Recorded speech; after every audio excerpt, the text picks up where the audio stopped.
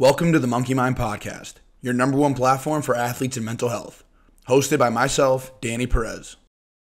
On today's episode, we have Allison Tobey. Allison is a graduate student from Black Forest, Colorado, studying global policy here at the University of Maine, where she just completed her final season of Division I college soccer. But before we get into today's episode, we have a quick word from our sponsor. For those who don't know, our merchandise shop is up. We have hoodies, beanies, and snapbacks, so if you're interested in picking up any Monkey Mind merch, then head over to monkeymindathletes.com/merchandise. That's monkeymindathletes.com/merchandise. Also, be sure to throw us a follow on our Instagram to stay up to date with new episode releases and much, much more. Our Instagram handle is @monkeymindathletes. That's @monkeymindathletes. And finally, if you want to watch this episode, check it out on our YouTube channel. The link will be in the podcast notes below. Don't forget to like and subscribe. This podcast is proudly brought to you by Daily Dose CBD Inc. Daily Dose CBD Inc. creates full-spectrum CBD products ranging from tinctures, balms, and dog treats. Research has shown that CBD has successful results in aiding in the following areas: anti-inflammation, anxiety, PTSD, help with breaking addiction, neuroprotection, epilepsy, arthritis, chronic pain, and sleeping disorders. Daily Dose makes an extremely safe and effective product that we know you will love, enjoy, and benefit from. Daily Dose has given Monkey Mind listeners 15% off all their orders.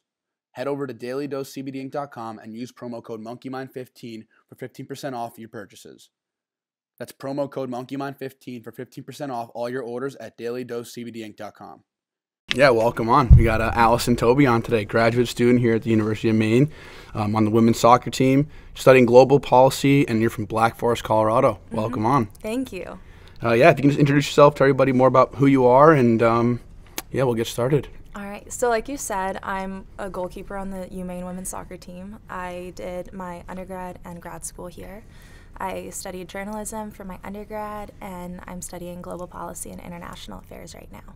Awesome. How'd you get into global policy? What made you kind of segue into that? So I studied international affairs for my minor in undergrad, and so I just kind of started doing that as a general interest, and through soccer I had the opportunity to go to grad school and kind of figured that it was a way to kind of further the skills that I learned there and either broaden my journalism expertise or find a new kind of pathway through international affairs. Awesome. That's awesome. Obviously, soccer player, so talk about that journey and how you ended up getting here and kind of just your soccer background of growing up. Obviously, we talked off the record, and I think like that whole circuit and how you got here is super cool, and playing in the youth ranks, if that's what it's called, right? Youth ranks, right? Yeah. Yeah, so we'll go with that. That's what they call it in hockey, is the youth ranks. So, but playing in those younger ranks, I think is a really cool process with the whole academy system and getting here. So if you can just kind of elaborate on that. Yeah, so I started playing soccer when I was about 4, just in the rec leagues, and I just kind of did it in addition to other sports until I was about 10. And at that point, every sport kind of started becoming year-round and a little bit more specialized, and so I kind of stuck with soccer.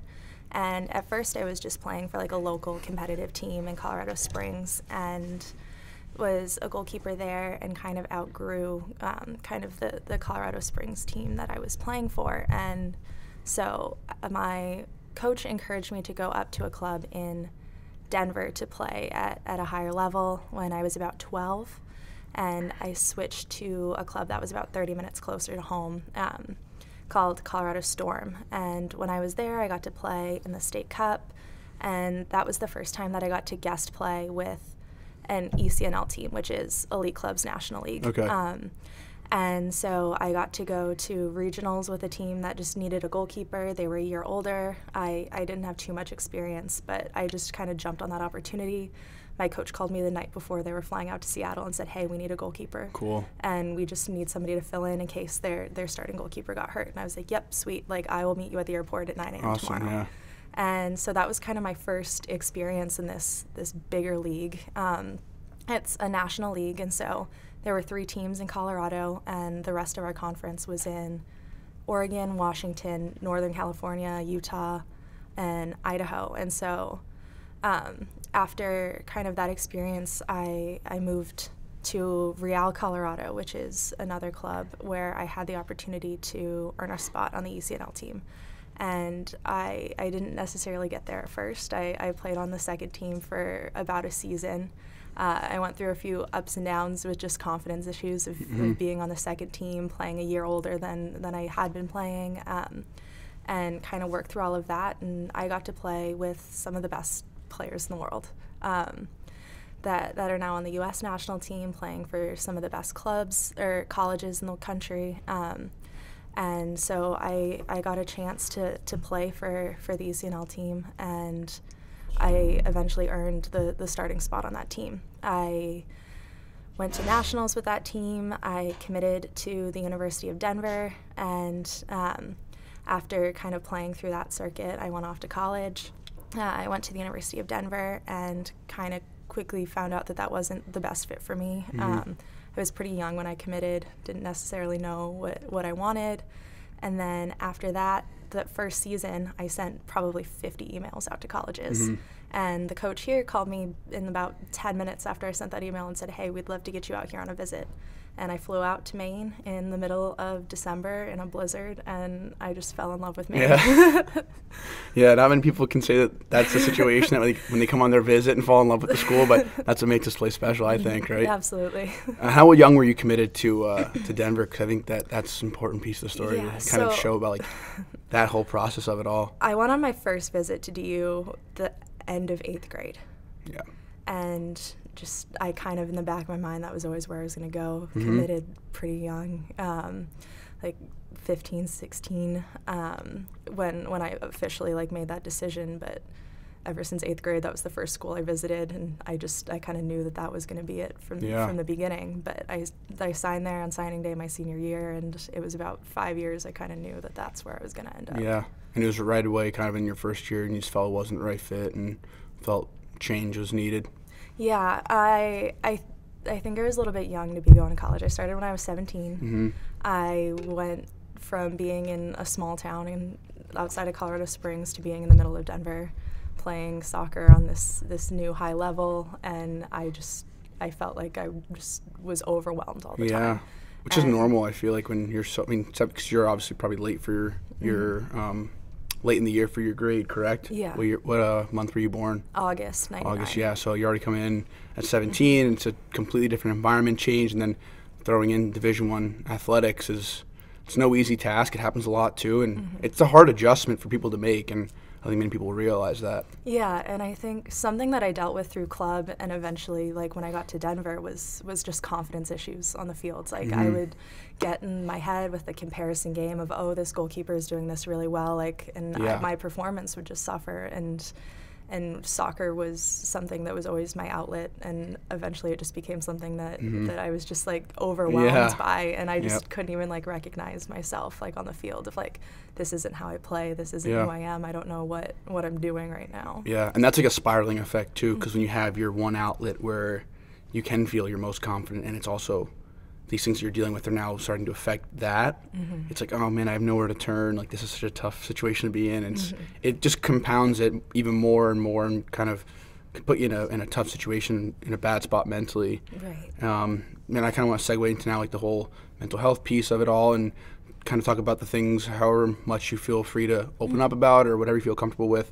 Just talk about that side of it, and I guess how soccer played a role in that, or just talk freely on just kind of your journey with mental health and how that goes. Yeah, so looking back on it now, when I was at Denver, I was going home every weekend. I wasn't spending time with the team. I just needed to find time to just calm down and be with my family. And luckily I lived 45 minutes from the college, and I could do that. But it wasn't until I got to Maine that I really started kind of looking at mental health. And it happened my sophomore year. I went through a pretty serious injury with my back, and just some nerves got really pinched, and there was a lot of swelling, and my right leg just kind of went numb. And I couldn't play for 6 months, and it was really hard, and that was kind of the first time I was not in control of everything that was going on. And I was still going to practices, but I was sitting on the sidelines, and I just didn't know what to do. And it was really hard, and I think that semester I started going to the counseling center here at UMaine and just talking to a therapist, and just kind of about what I was feeling and what I was going through, because something that was my outlet and what I loved doing. And it was just gone, and I didn't have that avenue. And so I kind of had to figure out who I was out of soccer. I wasn't sure if I was going to play soccer again.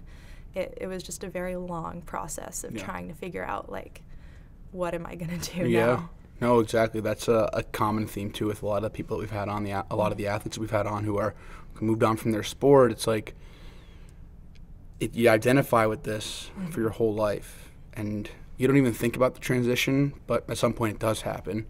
I feel like it's one of those things that, like, it's in the back of your mind, like, I'll worry about that when I get there.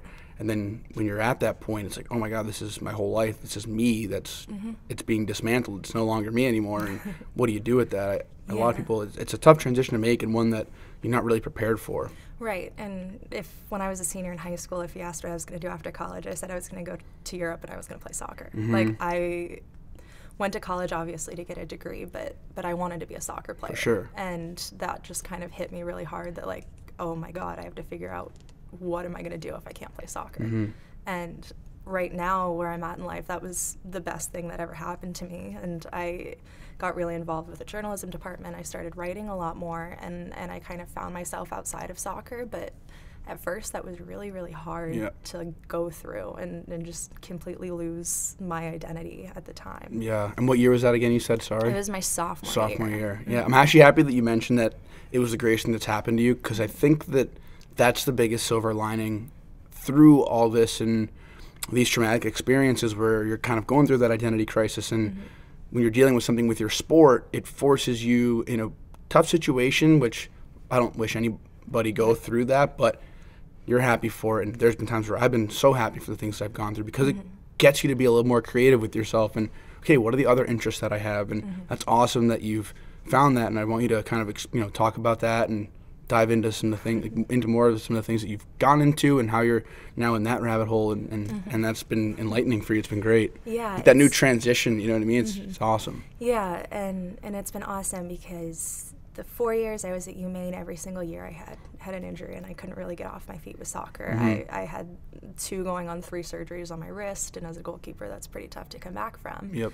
And so at first, when I started writing, it was with a class with my professor, Beth Staples. I think we had that one together. Yeah, we did. And I was terrified, because one of the first assignments, she said, you have to go find somebody to job shadow. And I was terrified. I was like, I don't want to email. Like, I'm really nervous. I've never taken, like, a real journalism class before. But I met Larry Mahoney at the Bangor Daily News, and he dragged me all over the Bangor, Orono area to every game I wanted to go to.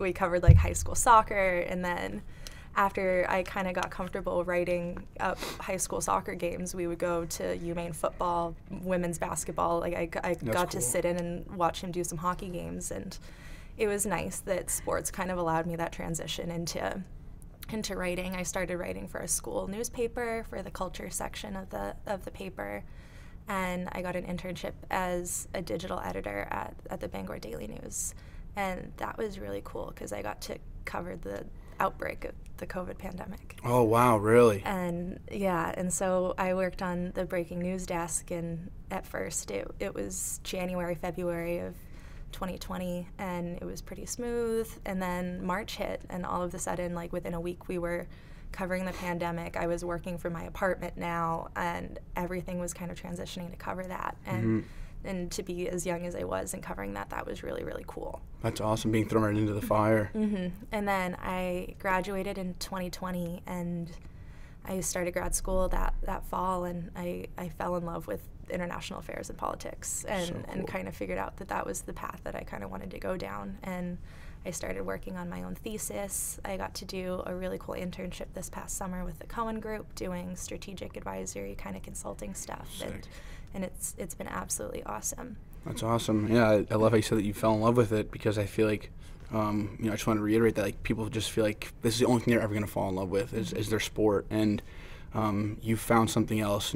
But it took some exploring. I mean, you were nervous at first. You had to reach out, and you were pushed to do that. And you had a little nudge from class with Beth Staples, and she's awesome. And now you have this new thing that is awesome for you and that you love, and that you're taking by storm. I think that's really cool. That it's just a good message to portray to everyone listening that there is light at the end of the tunnel, and there are other things that you can enjoy in life and fall in love with. And I feel like that reinvigorated sense of self and in other passions than your sport. And I know it's tough when you're in it, but there is that, and you're proof in the pudding, which I think is awesome. You mentioned you went to the counseling center. I want to talk about that because I think that's something that I think it's being more utilized now on college campuses and beyond, but I think it still is underutilized in ways. But it's getting better. But talk about that experience that you had.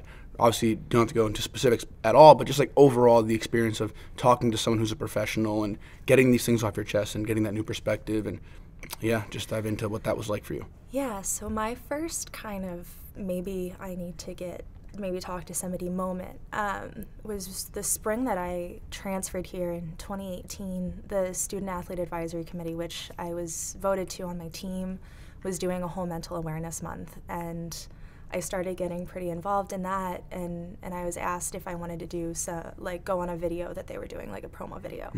And somebody asked me, they were like, have you ever had experiences with anxiety or depression? And I was like, I don't know, like maybe I have. Yeah. And maybe sometime, I don't know. And so that was kind of the first moment of like maybe like I need to go.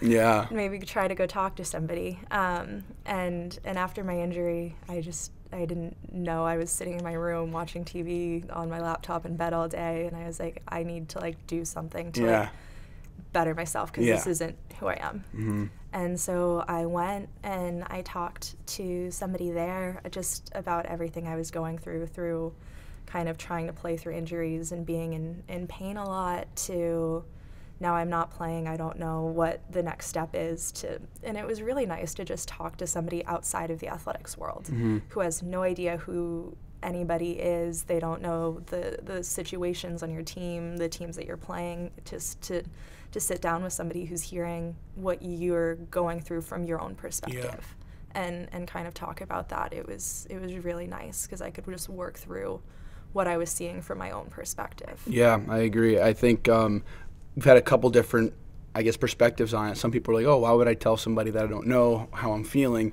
And here you are with like, oh, I don't know this person. This is the perfect opportunity to tell them exactly how I'm feeling, and they don't know the dynamics in the team. So I think I think that's a great perspective of it. It's like, you know what, this person is here to help, and they don't have like that viewpoint of being involved with the team, which I think is a great resource because then you don't feel like you have to hold anything back, and you can kind of let things go and just talk openly. How did you feel like that experience went for you? Were you super nervous going into it? I know a lot of people are hesitant, or were you just like, you know what, I think I need to do this. It was like smooth sailing for you, or kind of like how was the first couple sessions with it?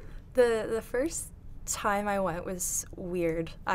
We just kind of sat down and talked, and I just had never really talked to anybody that way before.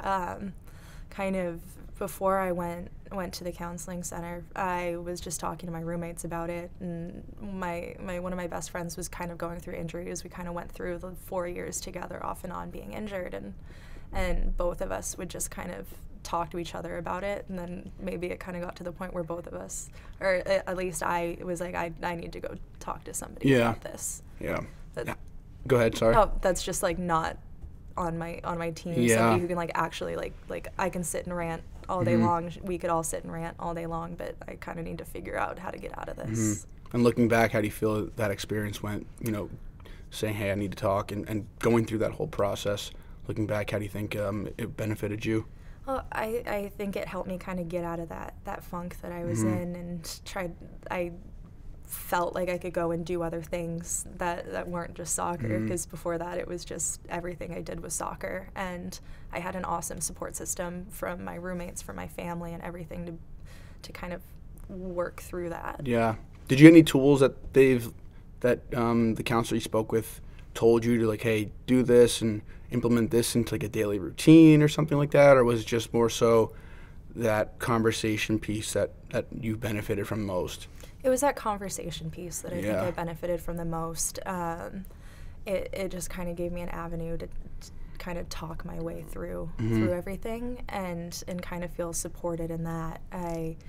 I was pretty aware of like routines and stuff, just little things that I could do to still be involved with my team and kind of balance all of that. But it was just really nice to talk to somebody, because a lot of the time your coaches aren't necessarily people you can kind of go to and kind of share everything with. I don't think that people should be looked down upon because they have any mental health, any issues or anything like that. But even if it's treated like an injury, if you have an injury, you might not be playing. Exactly. And so it's kind of a tough balance of like, I can tell my coaches what's going on, and they can kind of be aware that like I'm not doing super great going through this injury, but to kind of be able to talk to somebody outside of that and actually share everything that's going on. Yeah. Well, I think that I've said it a million times here on this podcast too. It's like we focus so much on the physical aspect of everything in life, and especially athletics, but I think that the mental side is far more important.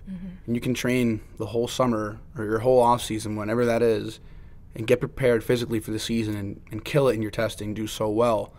But when you're dealing with something like anxiety or depression, it's like you can't even utilize your body anymore. And it's like all that hard work physically, it's great, but if you don't have the mental side of it down or are working on that, then all that work you did is no good. And it's like I'm happy that you mentioned that, because I want to continue to stress the importance of vocalizing these feelings and being open with yourself. And it's just as important, if not more, than the physical work that you put in anything. Like it could be athletics or whatever endeavor that you're doing. Yeah, absolutely. And like I said, I struggled with some confidence issues and stuff on the field, and kind of reading through different sports psychology articles and all of that, trying to find little tricks, because as a goalkeeper, you could let in a goal and be in your head the entire game. Yep, for sure. And that's not going to help you. That's not going to help your teammates. And to try to figure out tools to build yourself up on the fields. And also coming back from injury, you're obviously not at the top of your game. For sure. You're kind of starting from square one again, and you have to build back all that confidence, all that strength again, and having the mental tools to be able to come back from an injury is probably one of the most helpful things that you can have. Well, I'm happy that you mentioned it too, that you took the initiative to look up articles and find things that, could help you benefit for your athletics and for like the mental side of it, because I think the only person that's going to get yourself out of that, obviously with help for sure, we talked about, but you have to make the initiative. And I'm happy that you did. And if you remember, like, what are some of the things that you've realized that you took from those articles or the things that you read that helped? Did you remember many of the stuff that you read and kind of researched to help you get out of it? Yeah, a lot of it just kind of worked on like little things to kind of move past, like making a mistake or things like that. My brother was a really competitive wrestler in high school, and he went to a sports psychologist at the Olympic Training Center in Colorado Springs. And my mom would come home and tell me about like what Matt was learning, and she would say, like if you make a mistake, like you just put it in the cloud and you make the cloud disappear. And I was like, that's kind of weird. I'm not going to do that. But I would find myself in games just like doing little things of like, oh, like that mistake is just like going away in the cloud. And I tried it out at a practice one day, and it kind of worked. And just kind of going through some breathing techniques as well of just, all right, like something happened, just take a deep breath in, take a deep breath out, because it's in the past. Like you have to focus on just the next one, and you're the only one who can kind of fix that bump, or just not let yourself get down in that funk after something bad happens. I like the cloud. That's an interesting way to think of it. I feel like I'd be like I'd like the worst ADD. I'm gonna be like focusing on the clouds. The cloud's still there. It's like, it doesn't even exist. Move on, dude. Keep playing. Like, holy smokes. That's something I would do. But no, that's great. I think that's awesome. As far as within the mental health community within University of Maine, just kind of talk about how that was for you, and did you feel like that helped you, and talking about that stuff more and being open about it through that platform, and just talk about more of the work you did here within this community. Yeah, so like I mentioned, I helped out with a lot of the SAC stuff here on campus, and that was really nice to be able to talk to other people and be like, hey, like if you need help, like go get help. Like here are the resources that you can use. Like maybe it's not like I'm gonna go tell my coach what's going on, but here are the concrete like resources that I can go to and do that. I wrote a lot of articles for my classes on athletes and mental health. I got one published for a final. It was a group project, and we did like a multimedia project, like a podcast, some video stuff, and a written piece on mental health and athletics, and kind of the stigma surrounding that, but also like the amount of athletes that do have mental health problems, because I think that watching sports on TV, you get mad at your favorite player for dropping a pass and it's going to impact your fantasy points. But that's a real person on the TV who's going to make mistakes, and they're real people at the end of the day going through a lot of pressure. And Division I athletics is a lot of pressure.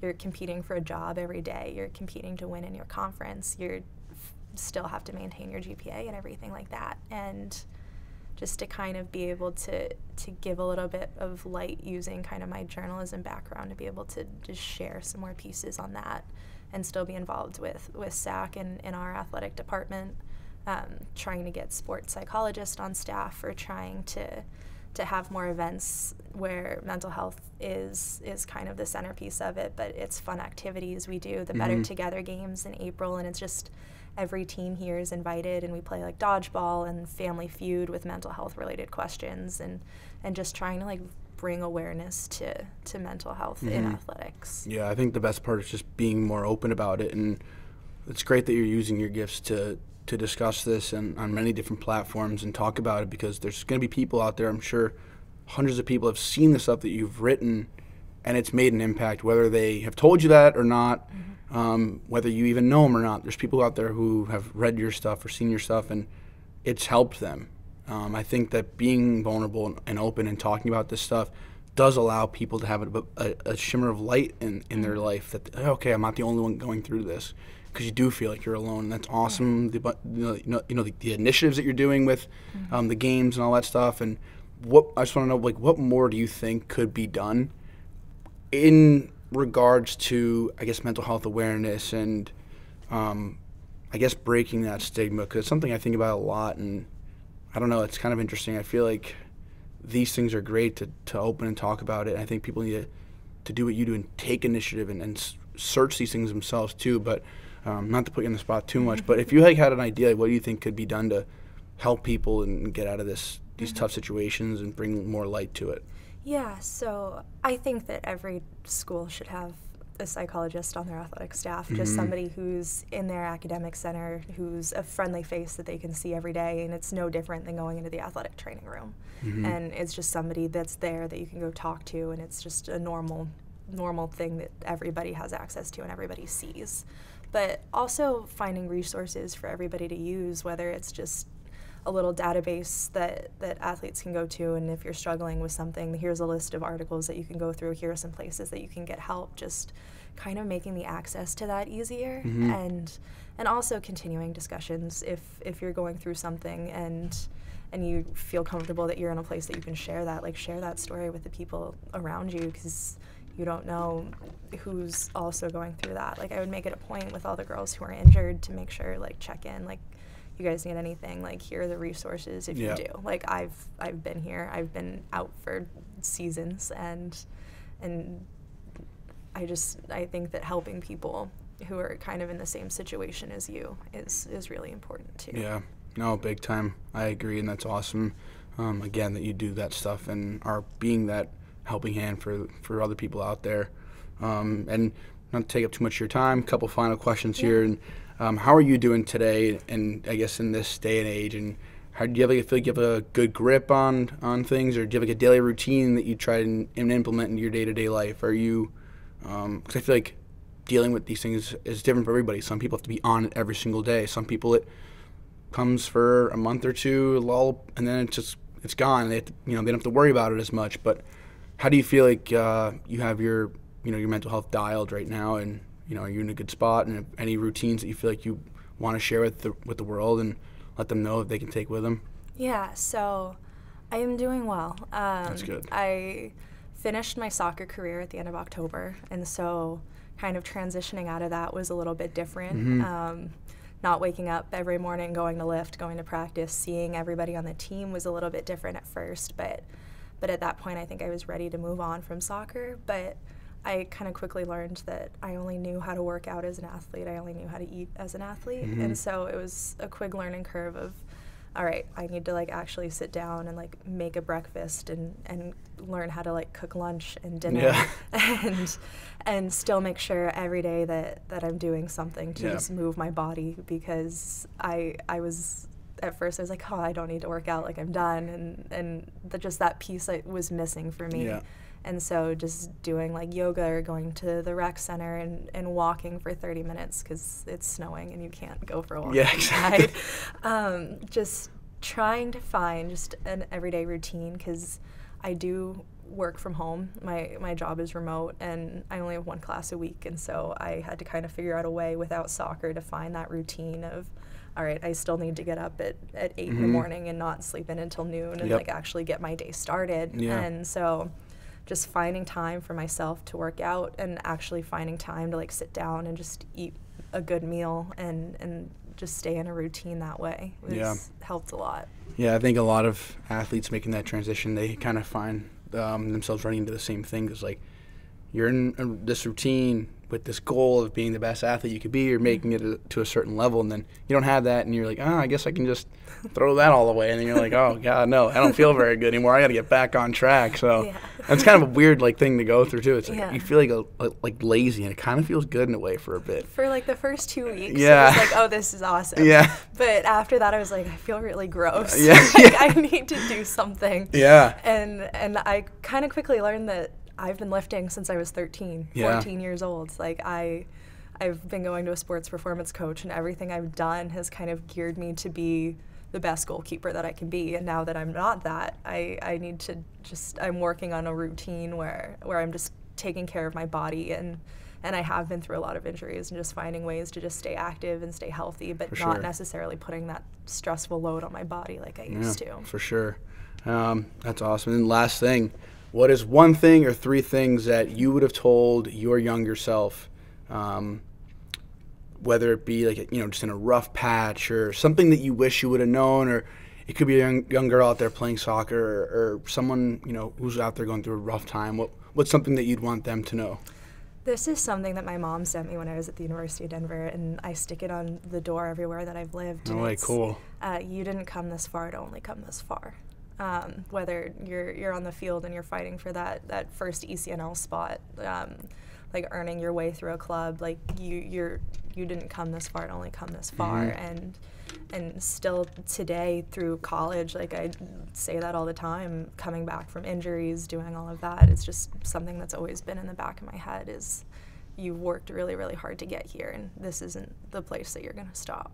That's awesome. I absolutely love that. That's great. And I can't thank you enough for your time and coming on here and being vulnerable and open to talking about this. And it was absolutely awesome talking to you, and I can't wait to share this with everybody and put this out to the world. I know it's going to help a lot of people, and there's a lot of great information, a lot of useful information. So thank you again. And if you want to plug your Instagram or your social media handles, whatever the case is, that people can follow you, that'd be great. If not, no worries. But just wanted to give you a shout out there. Yeah, thank you. At Tobey on Instagram. Awesome. Cool. All right. Well, thank you so much. I appreciate it. This was awesome. Thank you.